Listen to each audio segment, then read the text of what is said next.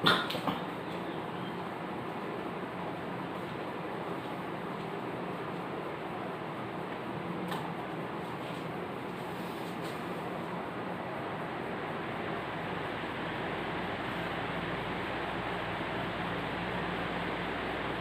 Morning.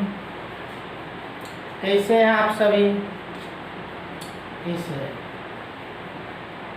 Corona के समय में निश्चित रूप से आप लोग सुरक्षित होंगे और जहाँ भी होंगे इस ऑनलाइन के पढ़ाई का आनंद लेते हों। वास्तव में सब लोग इस ऑनलाइन पढ़ाई के माध्यम का भरपूर लाभ लें।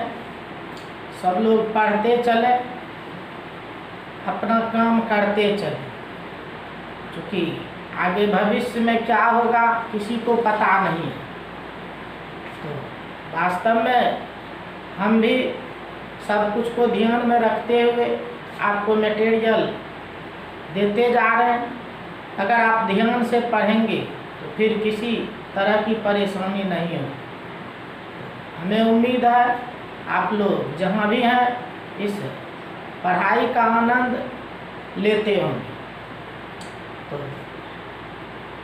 लेकिन जब भी आप पढ़ते हैं एक बात निश्चित रूप से ध्यान में रखेंगे कि चैनल को लाइक, शेयर एवं सब्सक्राइब निश्चित रूप से करें, क्योंकि हम लोगों को इस मेहनत के बदले यही मिलता है। अगर आप लाइक, शेयर, कमेंट्स, सब्सक्राइब नहीं करते हैं तो फिर पता नहीं चलता है क्या हो रहा है। तो जब तक कोई मेहनत करता उसका फल नहीं मिले तो फिर मेहनत करने में आनंद भी नहीं आता। तो निश्चित रूप से आप लोग लाइक करेंगे, सब्सक्राइब करेंगे, शेयर करेंगे और अधिक से अधिक लोग इस पढ़ाई का आनंद लेंगे। तो चलिए अब हम लोग क्लास को आगे बढ़ाते हैं। दूसरा, पिछले क्लास को यदि आप पढ़े होंगे तो उसमें पूरा हम बताए थे properties of colloidal solution, colloidal solution के गुण के बारे में। तो कोलाइडल सॉल्यूशन के गुण को देखे थे और बोले भी थे लास्ट में। अब हम लोग कोलाइडल सॉल्यूशन के प्रॉपर्टीज से आधारित क्वेश्चन को देखें। यानी अब जो हम लोग देखने जा रहे हैं कोलाइडल सॉल्यूशन जो आप पढ़ रहे हैं उसका जो प्रॉपर्टीज पढ़े उसी प्रॉपर्टीज से आधारित कुछ प्रश्न देखने जा रहे हैं जो आपके एनसीईआरटी किताब में भी दिया। उन्हीं प्रश्न की बात हम करने जा रहे हैं। तो चलिए अब सभी बच्चे तैयार हो जाइए, लिखिए साथ साथ। तो पहले तो हेडिंग डाल दीजिए, मेन पॉइंट दे दीजिए और लिखिए CS के गुण पर आधारित प्रश्न। देखिए आज आपका पूरा क्लास इसी पर आधारित होगा, CS के गुण पर आधारित प्रश्न। कहते क्वेश्चंस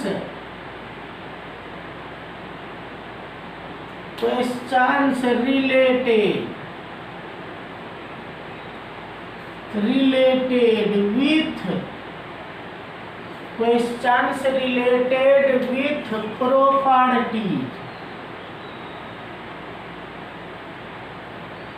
प्रॉपर्टीज ऑफ CS। देखिए यही बात हम लोग करने जा रहे हैं।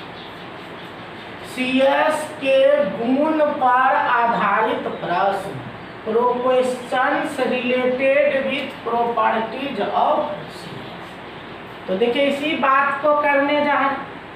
तो एक क्वेश्चन सभी बच्चे लिखेंगे एक क्वेश्चन लिखिएगा, एक क्वेश्चन लिखेंगे, फिटकरी, फिटकरी जाल का शुद्धिकरण किस विधि से करता है? फिटकरी जाल का शुद्धिकरण किस विधि से करता है? ये जो फिटकरी होता है, कहता जाल का शुद्धिकरण किस विधि से करता है? तो इंग्लिश वाले लिखेंगे the process by which alum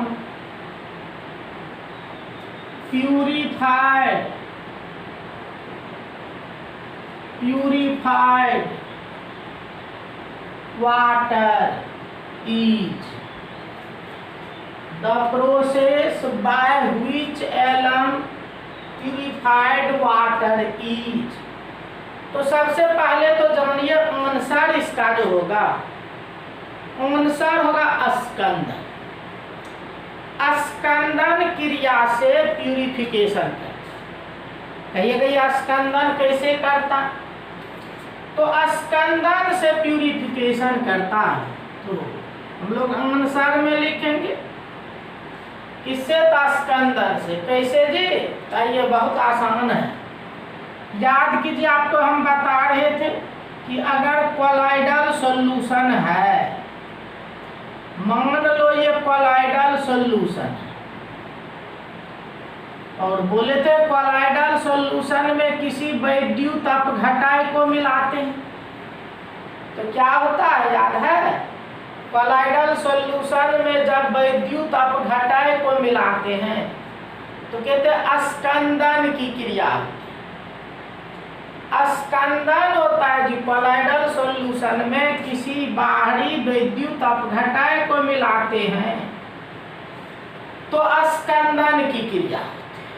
और जानिए, प्राकृतिक स्रोत से प्राप्त ये जो प्राकृतिक जाल होता है, प्राकृतिक ये जाल जो होता है, ये आपका कोलाइडल घोल होता है। तो प्राकृतिक जाल हो गया कोलाइडल घोल, और इसमें आप क्या दिए जी? तो फिटकरी दिए, एलम। ये एलम दिए, ये है इलेक्ट्रोलाइट। इलेक्ट्रोलाइट वैद्युत अपघटय। अब जरा विचार कीजिए, ये प्राकृतिक जाल में ये इलेक्ट्रोलाइट दिए तो आप जानते हैं अवक्षेपण की क्रिया होगी, स्कंदन की क्रिया होगी, जिसके कारण क्या होता है? जितना भी अशुद्धि होता है वो सभी अशुद्धि इस तरह से नीचे बैठ जाता है। ये देखिए, जितना भी अशुद्धि है, इम्प्यूरिटी है, इम्प्यूरिटी जिसको आप अशुद्धि कहते हैं, ये एलम इसी को फिटकरी कहते हैं। ये वैद्युत अपघटय को मिलाए, स्कंदन की क्रिया हुई और उस स्कंदन में सभी अशुद्धि नीचे बैठ गया। इसीलिए आंसर हम लोग कहते हैं कि जल का जो शुद्धिकरण होता है एलम के द्वारा, वो स्कंदन विधि से होता है। और कैसे होता है तो पूरा डिटेल बता दिया आपको। तो लिखो, आंसर में लिखेंगे, लिखिए जाल का शुद्धिकरण फिटकरी स्कंदन विधि से करता है। तो बात हो गई किस विधि से? स्कंदन विधि से। अब कैसे? तो लिखेंगे पैराग्राफ चेंज करके, लिखिए चूंकि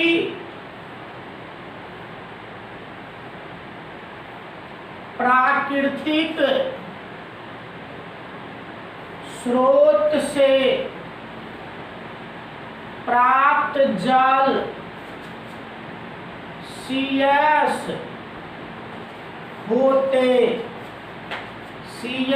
होते हैं, जबकि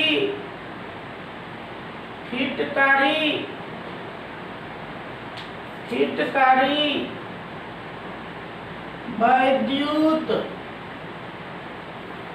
वैद्युत अपघटय होते हैं। अतः जब जल में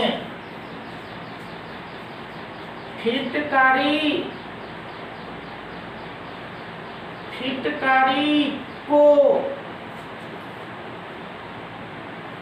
मिलाया जाता है तो स्कंदन की क्रिया होती है।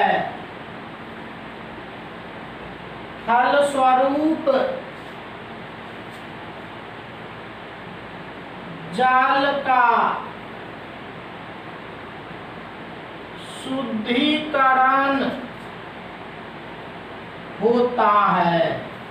तो इस तरह से देखिए जल का शुद्धिकरण हो जाता है। तो ये हिंदी वाले के लिए काम कर दी कि कैसे शुद्धिकरण होता। अब इंग्लिश वाले भी लिखिए alum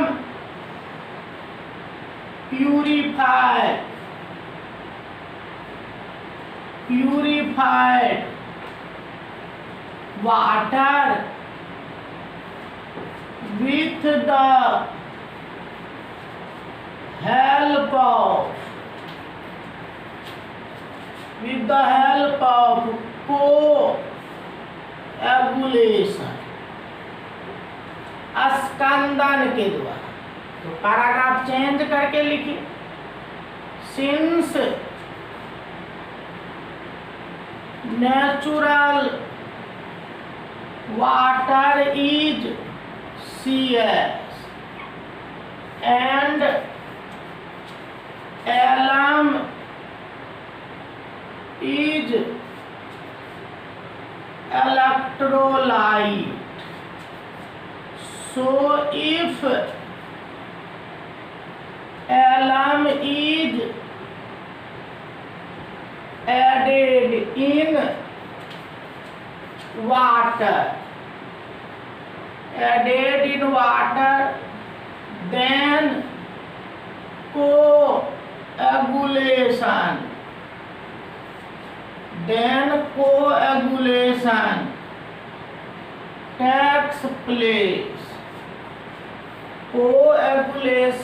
takes place. And hence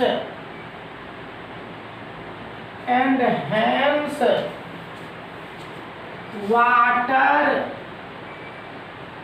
is purified, और इस तरह से वाटर शुद्ध हो जाता है। तो देखिए एक प्रश्न हम लोग कर लिए कि ये जो एलम है ये जल का शुद्धिकरण कैसे करता है।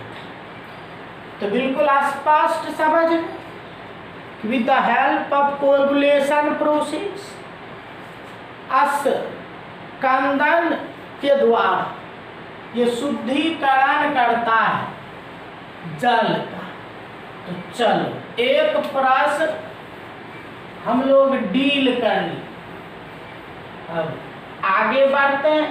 दूसरा देखो पुनः एक हाईलाइटेड क्वेश्चन है, तो पुनः एक क्वेश्चन लिखेगा क्या होता है जब CS से प्रकाश के पुंज को गुजारा जाता है। क्या होता है जब CS से प्रकाश के पुंज को गुजारा जाता है?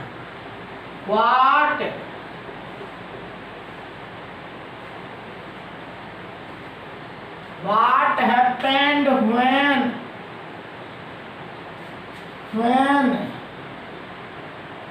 beam of light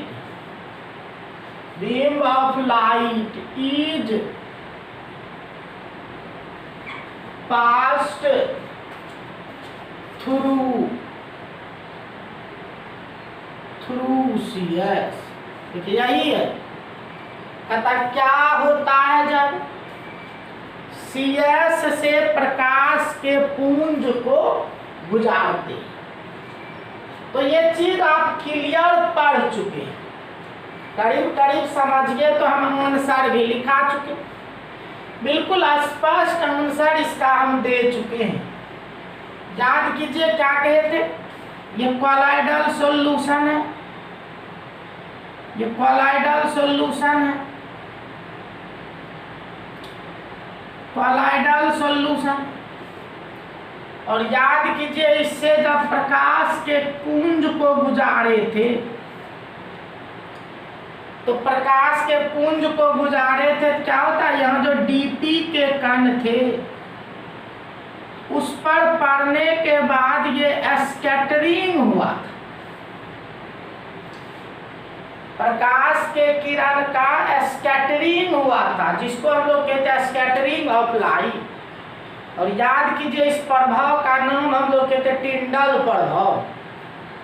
तो टिंडल प्रभाव में देखिएगा डिटेल से हम लिख भी दिए थे इस बात कि जब कॉलॉइडल घोल से प्रकाश के पुंज को गुजारते हैं तो टिंडल प्रभाव होता है, टिंडल इफेक्ट, जिसके कारण क्या हुआ था, इसमें जो कण था वो कण दिखाई पड़ने लगा था, और प्रकाश के पुंज का ये जो पथ था, ये पथ दिखाई पड़ने लगा। तो इसे पीछे हम डिटेल से सभी बच्चे को समझा दिए थे। टिंडल प्रभाव देखिएगा, अगर पढ़े आप तो टिंडल प्रभाव में डिटेल से लिखा हुआ इस बात। तो टिंडल प्रभाव, तो लिखिएगा आंसर, आंसर लिखेंगे जब CS से प्रकाश के पुंज को गुजारा जाता है तो टिंडल प्रभाव होता है। फलस्वरूप CS में उपस्थित DP का कण और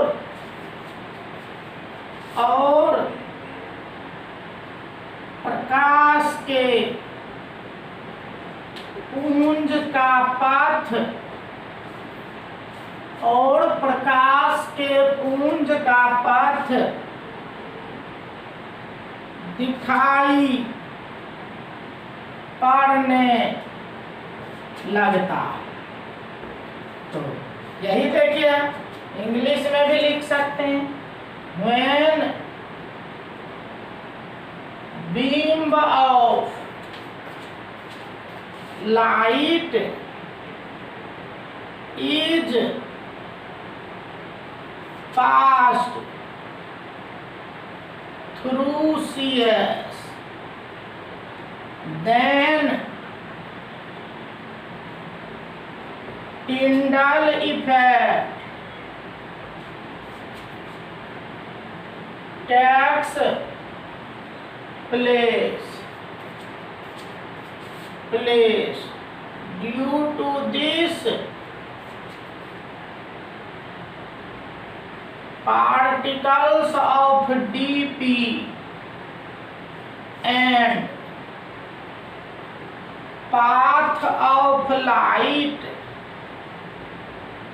is visible. Path of light are visible. तो इस तरह से देखिए, इंग्लिश में भी आप लिख सकते हैं। तो ये देखिए हम लोग क्या होता है जब कोलाइडल सॉल्यूशन से प्रकाश के पुंज को गुजारते हैं। तो चलिए दूसरा क्वेश्चन भी देख ली कि जब कोलाइडल घोल से प्रकाश के पुंज को गुजारते हैं तो क्या होता। तो खूब बढ़िया से सीखे हम लोग, टिंडल प्रभाव होता। ऐसे ये चीज हम पीछे भी बता दिए। इसी व्हाट हैपेन व्हेन में देखिए आपसे पूछा जाता है क्या होता है जब CS से डायरेक्ट करंट गुजारा जाता है। कहते क्या होता है जब CS से डायरेक्ट करंट गुजारा जाता है। तो चलिए पहले क्वेश्चन लिख लेते। तो लिखो क्या होता है जब, क्या होता है जब CS से डायरेक्ट करेंट, CS से डायरेक्ट करेंट गुजारा जाता है।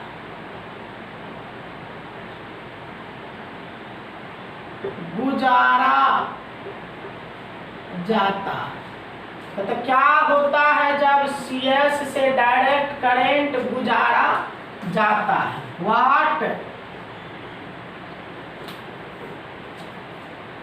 Happened when DC is passed through CS। तो डायरेक्ट करंट को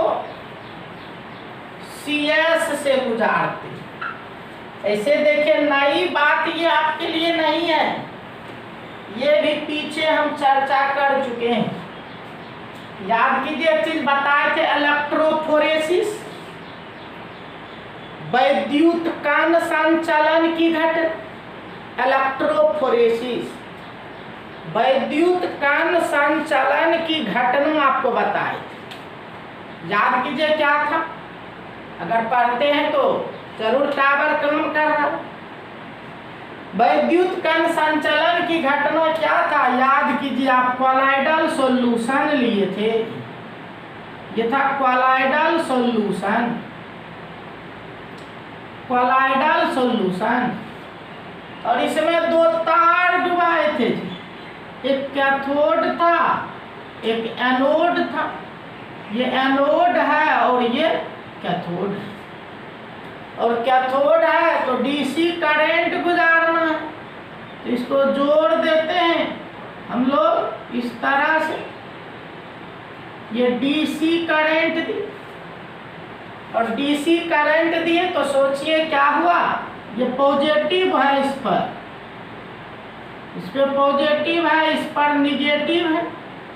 तो क्या कहते हैं, विपरीत पोल की ओर आकर्षित होने लगता है। अगर DP के कण पर निगेटिव होगा तो वो इधर जाने लगे, पॉजिटिव होगा तो वो इधर जाने। याद कीजिए इस क्रिया का नाम कहते हैं वैद्युत कण संचलन। तो देखिए सेम चीज वही है, यहाँ नई बात नहीं है। तो बस वही होता, वैद्युत कण संचलन की क्रिया होती है। तो चलो लिखो आंसर लिखो। लिखिए जब CS से DC धारा गुजारा जाता है तो वैद्युत कण संचलन की घटना होती है, जिसके कारण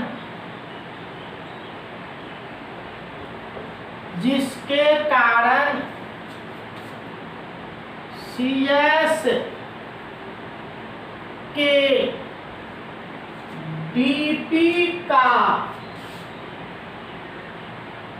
आवेशित कण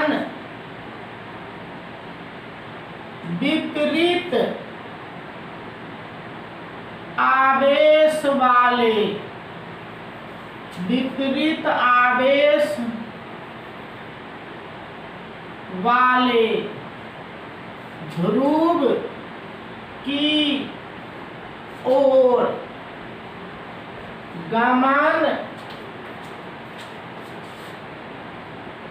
करने लगता है। देखिए बताए थे, यही है इलेक्ट्रोफोरेसिस, वैद्युत कण संचलन की घटना, जिसके कारण CS के DP का आवेशित कण विपरीत आवेश वाले ध्रुव की ओर गमन करने लगता है। तो यही है when DC current is passed through CS, then process of electrophoresis takes place. Due to this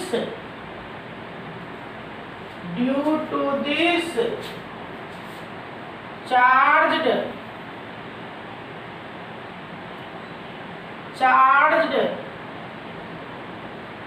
particles of DP are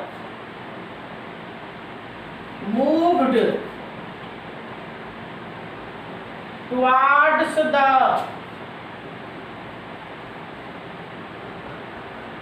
oppositely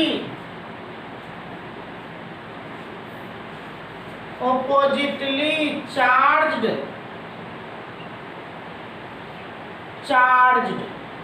pole, that is cathode and anode. तो इस तरह से देखिए हम लोग सीख गए क्या होता है जब CS से डायरेक्ट करंट गुजारा जाता, what happened when DC is passed through CS। तो बिल्कुल आसानी से अनुसार आप कर सकते हैं। तो ये नेक्स्ट हम लोग देख ली क्या होता है जब, तो क्या होता है जब, पीछे भी क्या को हम बताएं, यहां भी मिला आपको क्या होता है जब। इस तरह से देखिए आपका काम हो जाता है। तो अब आगे प्रश्न आपसे आता है कि जल योजित फेरिक ऑक्साइड का घोल है, उसमें वैद्युत अपघटन या NaCl को मिलाएंगे तो क्या होता है। तो ये भी है क्या होता है। तो चलो नेक्स्ट क्वेश्चन लिखेंगे। लिखिए क्या होता है जब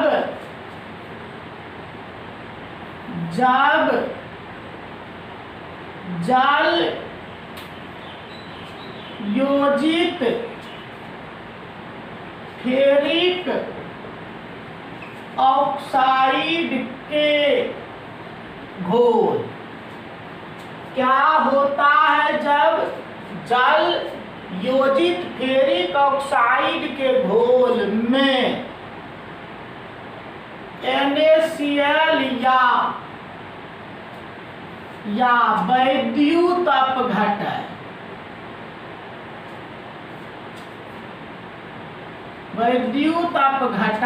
को मिलाया जाता है। देखिए ये हुआ कि वैद्युत अपघटय को मिलाते हैं जल योजित फेरिक ऑक्साइड के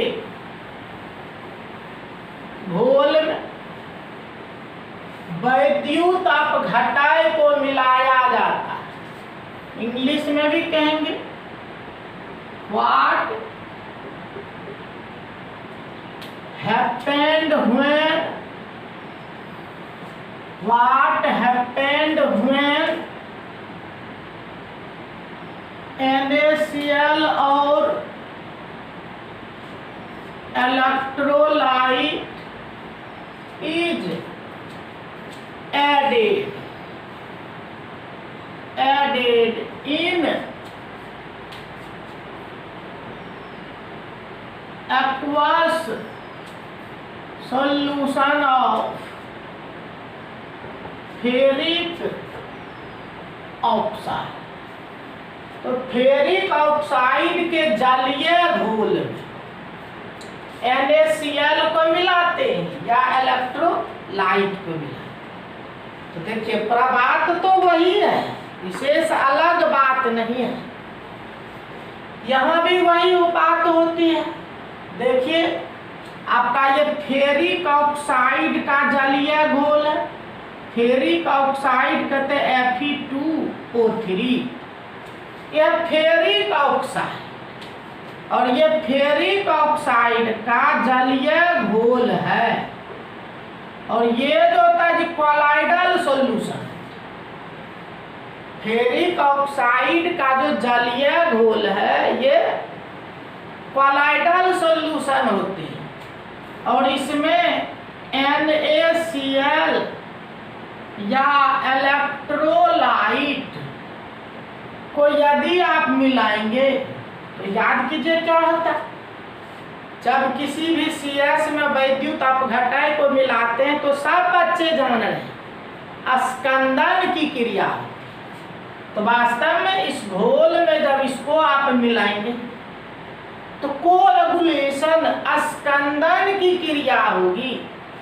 फलस्वरूप क्या होगा, ये जो DP है इसका सब कण इस तरह से नीचे में बैठ जाएगा। इस तरह से देखिए कण नीचे में बैठ जाएगा, जिसको याद कीजिए हम कहते पिपिट्टी अवक्षेप कहते। ये अवक्षेप के रूप में नीचे बैठ जाए। तो यही बात तो होती है जब आप NaCl या इलेक्ट्रोलाइट को मिलाएंगे तो यही स्कंदन की क्रिया हो, जो सब DP के कण जो है वो नीचे बैठ जाएगा अवक्षेप के रूप। तो यही मेन बात होती है। तो चलिए सभी बच्चे अनुसार लिख ली। अनुसार लिखिए जब जल योजित फेरिक ऑक्साइड के घोल में NaCl या वैद्युत अपघटय को मिलाया जाता है तो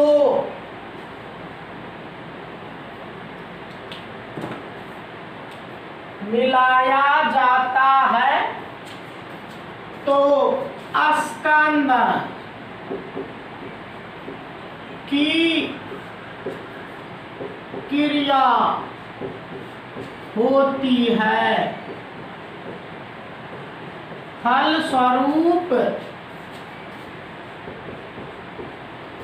DP का कण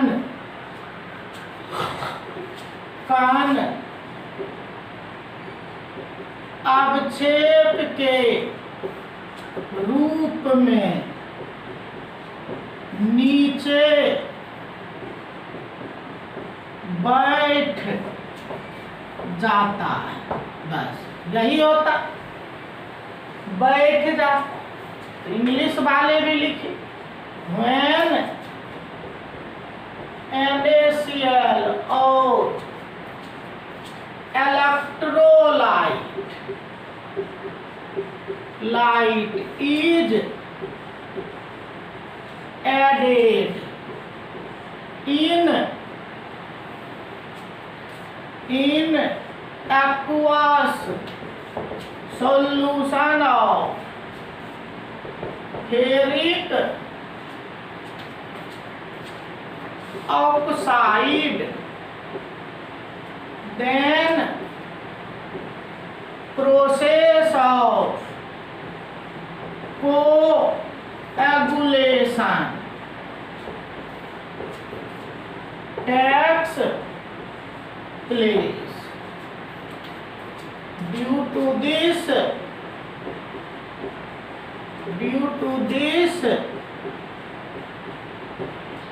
particles of DP settle down as P50 precipitate। याद कीजिए उसको P50 का। तो इस तरह से देखिए हम लोग सीख गए कि क्या होता है जब जल योजित फेरिक ऑक्साइड के घोल में NaCl या किसी वैद्युत अपघटक को मिलाते हैं। तो खूब बढ़िया से सीखे, चूंकि थ्योरी पीछे डील कर दिए थे।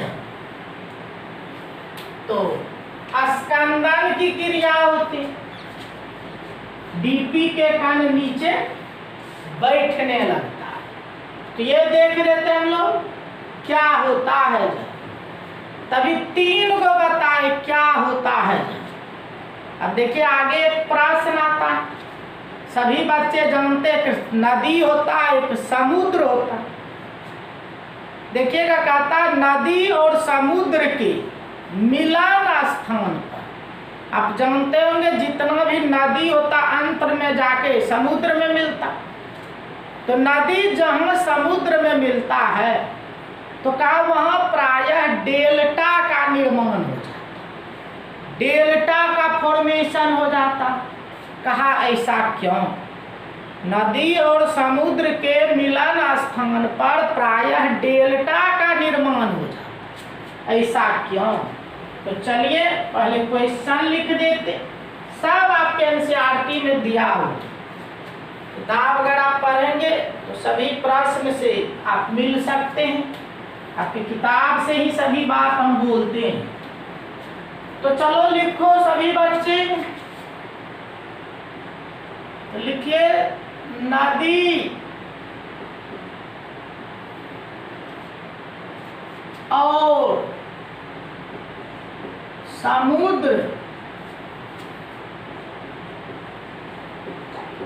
समुद्र के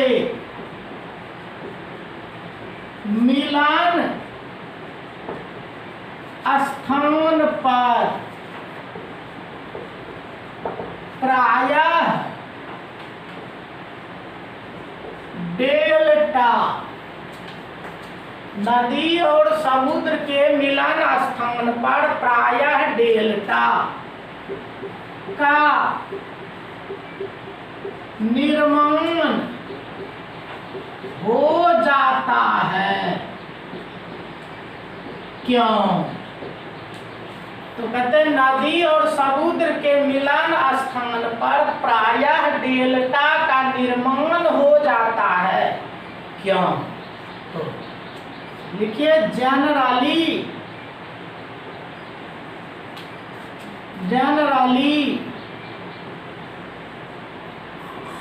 delta is formed at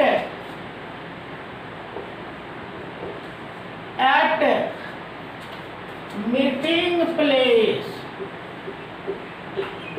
of river sea. Generally, delta is formed at meeting place of river and sea. Why? कहते हैं क्यों?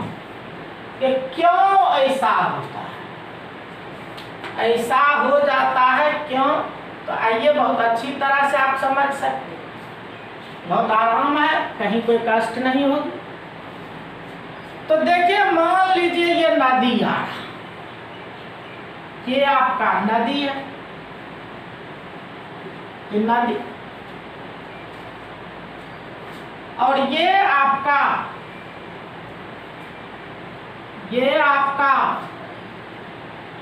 समुद्र बह, ये देखिए आपके समुद्र आ रहा, इधर से आपका नदी आ रहा, ये देखिए आपका समुद्र बह, इस तरह से देखिए नदी आ रहा, ये समुद्र बह, ये दोनों मिल रहा है, ये समुद्र से नदी का मिलन हो रहा, तो समुद्र से नदी का मिलन हो रहा है। देखिए इस तरह से ये आपके सी है, सी मीन्स आप जानते हैं समुद्र, और ये देखिए इसमें आके आपका ये नदी मिलता है, यह नदी रिवर।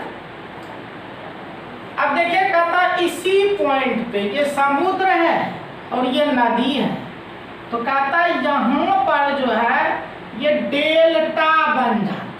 आप जानते हैं डेल्टा इस आकार का, ये यही है डेल्टा। तो कहता है इस नदी और समुद्र के मिलन स्थान पर ये डेल्टा बन जाता है। ऐसा क्यों? आप बहुत अच्छी तरह से समझ सकते हैं इस बात को। तो देखिए ये जो नदी होते हैं, आप जानते हैं नदी के पानी में बहुत सारा अशुद्धि घुला रहता है, और चूंकि नदी के पानी में अशुद्धि घुला रहता है, जिसके कारण नदी का पानी कोलाइडल घोल होते हैं।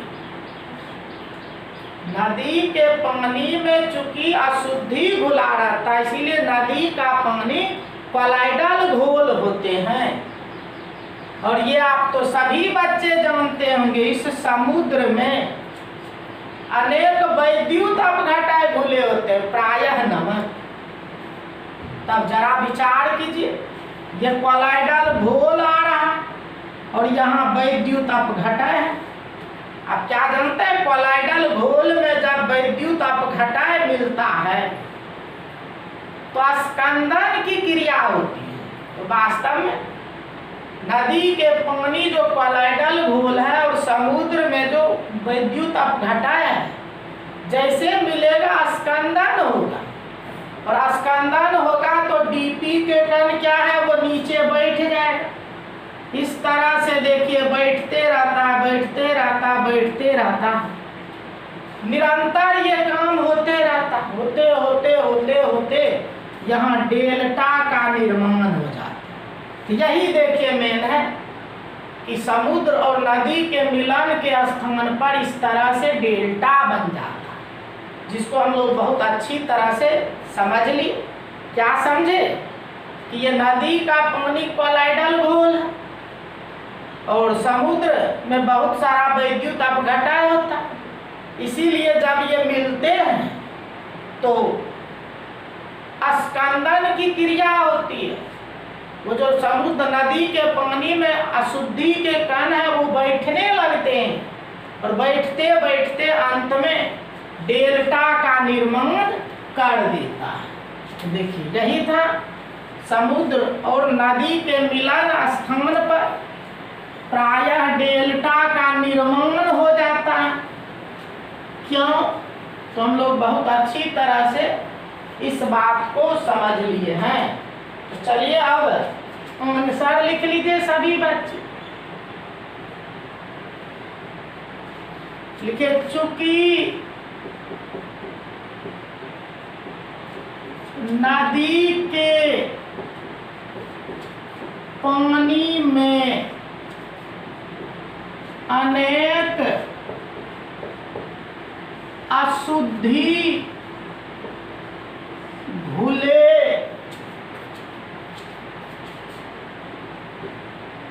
होते हैं,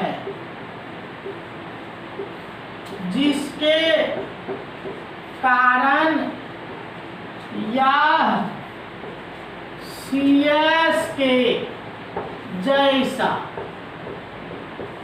व्यवहार सीएस के जैसा व्यवहार करता है, जबकि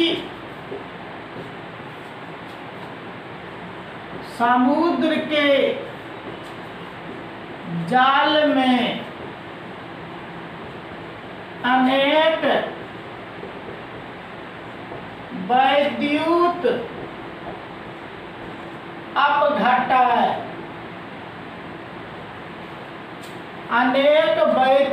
अपघटय मिले होते हैं। अतः जब नदी समुद्र से मिलता है तो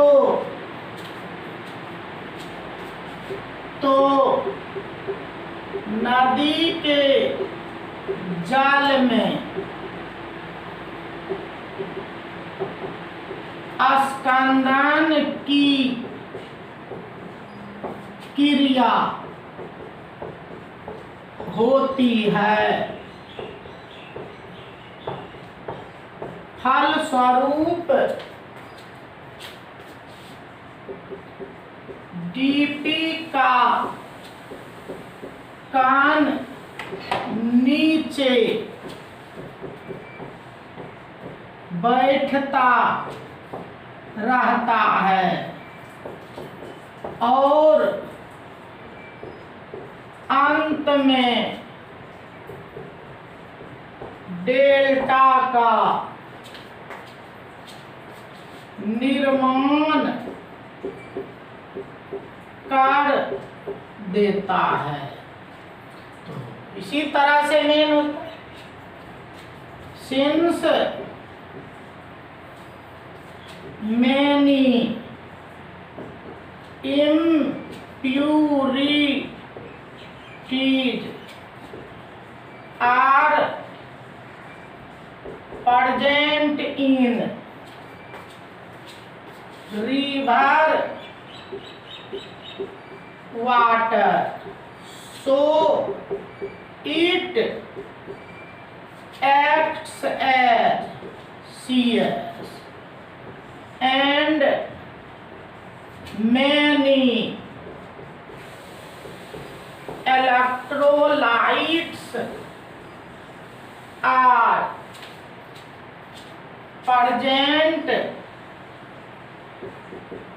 in seawater.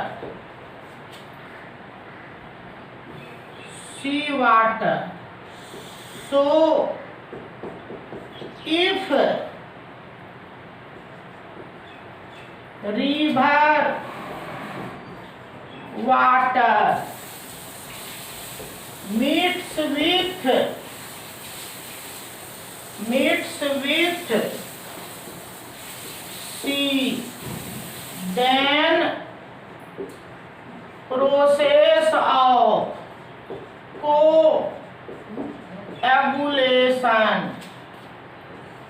coagulation takes place. Due to this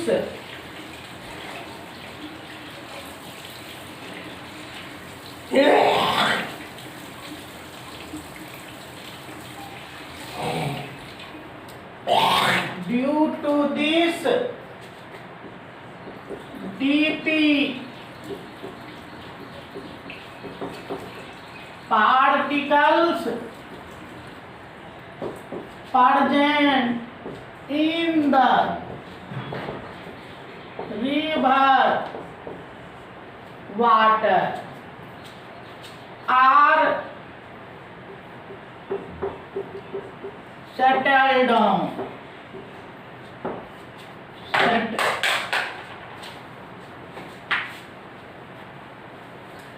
Settle down and finally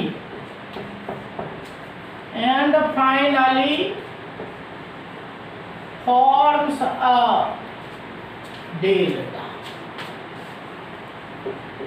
और अंत में क्या करता है? डेल्टा का निर्माण कर देता। तो इस तरह से देखिए हम लोग सीखे समुद्र और नदी के मिलन स्थान पर डेल्टा का निर्माण हो जाता है, ऐसा क्यों? तो सभी बच्चे समझ गए हों कि आखिर समुद्र और नदी के मिलन स्थान पर डेल्टा क्यों बन जाता है। तो चलिए आगे बढ़ते हैं।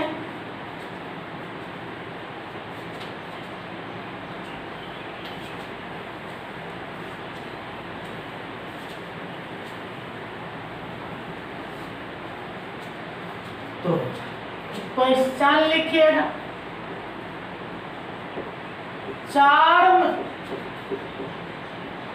शोधन से क्या समझते हैं? कहते हैं चार्म शोधन से क्या समझते हैं? What do you mean by tanning? Charm शोधन से क्या समझते हैं? What do you mean by tanning? तो कहते बताइए ये टैनिंग, ये जो चार्म शोधन है, इसमें चार्म शोधन से आप क्या समझते? Tanning proof. आइए बहुत अच्छी तरह से समझिए क्या है ये टैनिंग। तो जानिए ये जो पशु होते हैं जिसको आप एनिमल कहते हैं, जानवर कहते हैं, आप जानते होंगे जानवर से हम लोग खाल प्राप्त करते हैं जिसको इंग्लिश में हाइड कहते हैं। और जानवर से जो खाल प्राप्त करते हैं, हाइड चमड़ा, वो उपयोगी पहले नहीं होता, उसको हम लोग उपयोगी बनाते हैं इसी चार्म शोधन से। तो पशु से प्राप्त खाल उपयोगी नहीं होता, इसीलिए उपयोगी नहीं होता है कि वो आपके मुलायम होते हैं, मुलायम होते हैं, लेकिन उपयोगी बनाना है तो उसको कठोर बनाना पड़ेगा। और कठोर बनाने के लिए उसमें चार्म शोधन की क्रिया करते हैं। क्या करते हैं? पशु से जो प्राप्त होते हैं खाल, वो मुलायम होने के कारण उपयोगी नहीं होता, अतः उसको उपयोगी बनाने के लिए उसमें चार्म शोधन की क्रिया। तो इस क्रिया में करते क्या है? तो करते हैं जी, ये जो खाल प्राप्त करते हैं आप, वो खाल जो होता है कॉलाइडल घोल, उसके डीपी के कण जो होते पॉजिटिवली चार्ज्ड होते, पॉजिटिवली चार्ज्ड कॉलाइडल घोल होता है चमड़ा, और उसमें हम लोग क्या करते हैं? एक टैनिन है, टैनिन एक इलेक्ट्रोलाइट है, विद्युत अपघटक है, या क्रोमियम लवण लेते हैं। तो क्रोमियम लवण के घोल या टैनिन में उस चमड़े को डुबा देते हैं। तो जिसके कारण होता क्या, चमड़ा में स्कंदन की क्रिया होती है और चमड़ा कठोर हो जाता है और उपयोगी हो जाता है।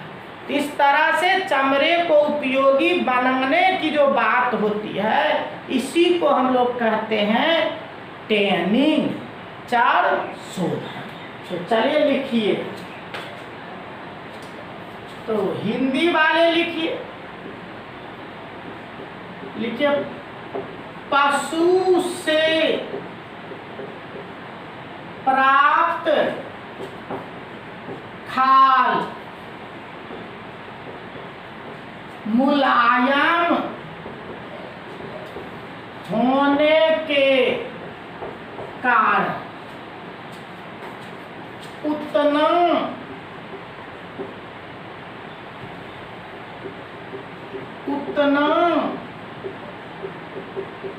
उपयोगी नहीं होता है। अतः इसे उपयोगी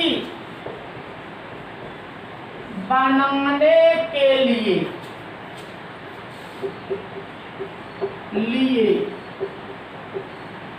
इसमें चार्म शोधन की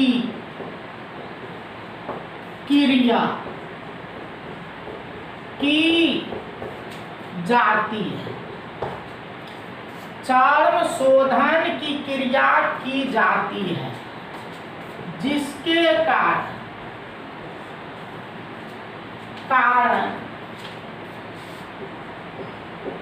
चमड़ा कठोर एवं उपयोगी हो जाता है। चर्म शोधन की क्रिया में चमड़े या खाल को टैनिन या क्रोमियम लवण के घोल में डुबाया जाता है। फल स्वरूप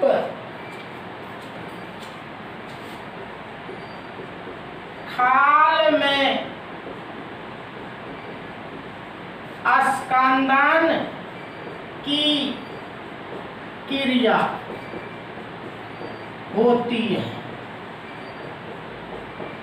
क्योंकि यह CS होता है।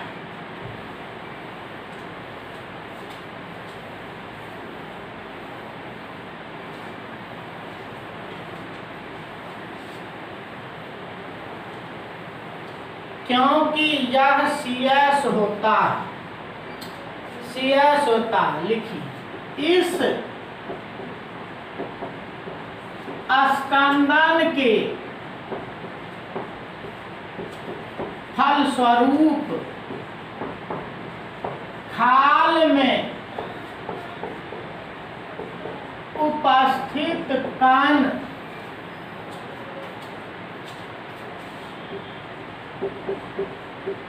स्कंदित हो जाता है। फल स्वरूप खाल कठोर एवं उपयोगी हो जाता है। इस प्रकार से खाल को कठोर बनाने की क्रिया को चर्म शोधन कहते हैं। यही है चर्म शोधन। चलिए हिंदी वाले के लिए काम होगी चर्म शोधन की बात हो। अब इंग्लिश वाले लिखिए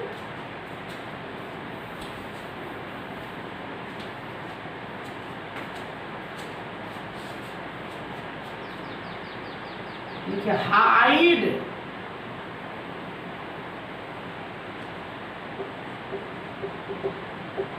animal hide is now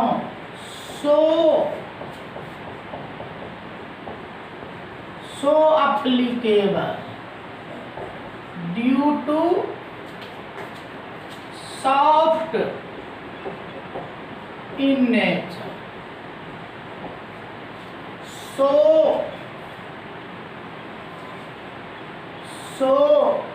hardening. So hardening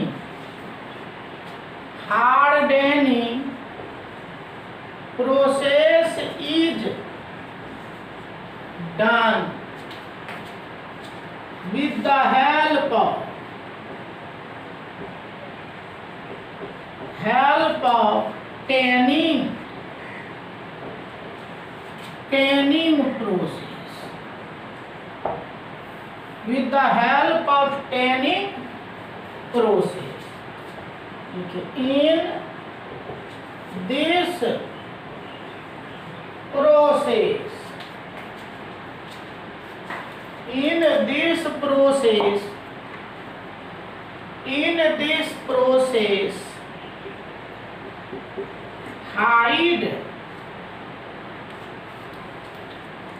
this process hide post में दे CS hide is placed in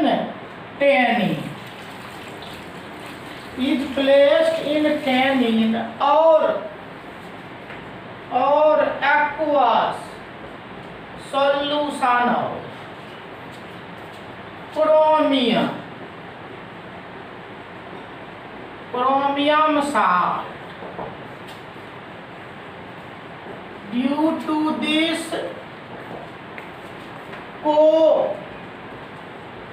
coagulation takes place in the animal hide and hide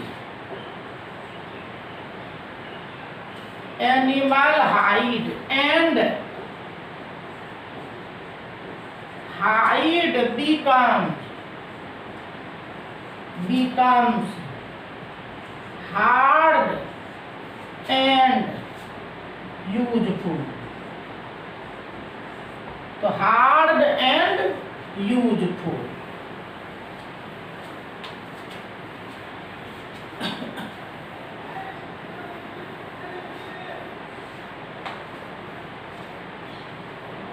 तो पैराग्राफ चेंज करके लिखिए this process of hardening of animal hide. This process of hardening of animal hide is known as tanning. इसी को हम लोग क्या कहते हैं? टैनिंग का। चलिए लिखिए सभी बच्चे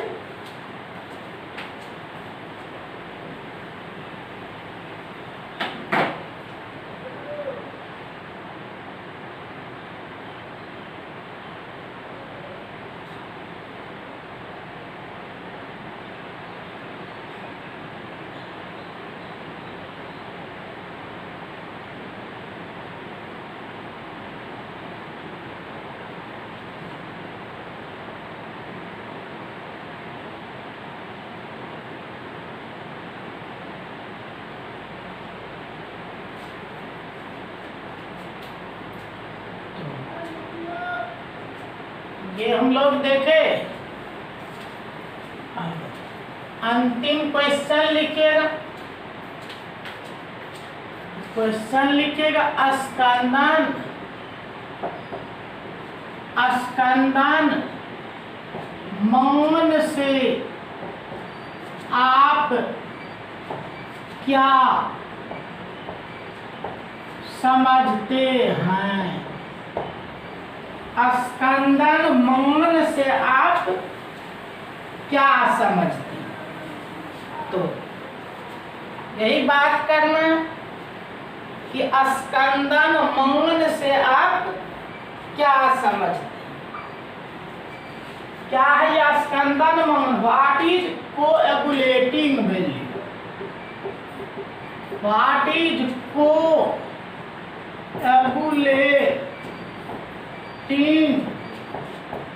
वैल्यू? तो स्कंदन मौन से आप क्या समझते हैं?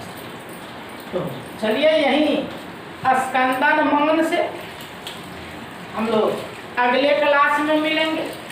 आज बहुत सारा प्रश्न आपको दिखाया और सभी कोलाइडल घोल के प्रॉपर्टीज से संबंधित था। तो कोलाइडल घोल के प्रॉपर्टीज से संबंधित इन सभी प्रश्न को हम लिख दिए। एक प्रश्न यहाँ आपका और बचा हुआ, अगले क्लास में इसका आंसर आपको मिलेगा। ऐसे आप अपने किताब से इसको देख सकते। तो आज आपका क्लास यहीं समाप्त होने जा रहा है, लेकिन अंत में पुनः आपको याद दिला दें, अगर आप पढ़ते हैं तो बस थोड़ा सा समय लगता है, एक बार हमारे चैनल को लाइक निश्चित रूप से कीजिए, अधिक से अधिक लोगों के बीच शेयर कीजिए और सब्सक्राइब तो करना है। तो फिर निश्चित रूप से लाइक ज़रूर कीजिए, शेयर और सब्सक्राइब भी कीजिए, ताकि